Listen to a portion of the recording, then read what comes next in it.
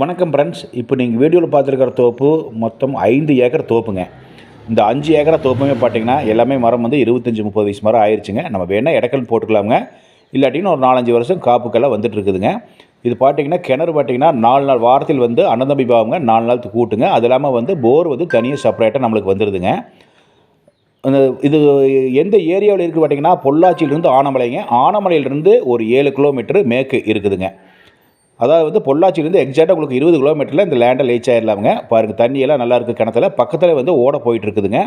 அதெல்லாம் பார்த்தீங்கன்னா வாஸ்துக்கு ஒரு தொட்டி ஒன்று கட்டிக்கிறாங்களேங்க. அதாவது வந்து 50,000 ஸ்கொயர் ஃபீட்டில் வந்து ஒரு தொட்டி ஒன்று கட்டிக்கிறாங்க. அது வந்து உங்களுக்கு இண்டிவிஜுவலாக வந்துடுதுங்க. இது பார்த்தீங்கன்னா தார் ரோட்டிலிருந்து அப்படியே பூமிக்குள்ளே வந்து ஒரு 250 அடிங்க, 16 அடி 20 அடி தடம் இருக்குதுங்க. நம்ம அந்த பூமிக்குள்ளே வந்துடலாமுங்க. பூமியெல்லாம் பார்த்தீங்கன்னா மண்ணெல்லாம் நல்லா இருக்குது, செம்மண் பூமி தானுங்க. வாட்டர் சோர்ஸும் நல்லா இருக்குது. ஏன்னா அந்த பூமி சுற்றிலும் நல்லா நீரோடை போயிட்டு இருக்குதுங்க.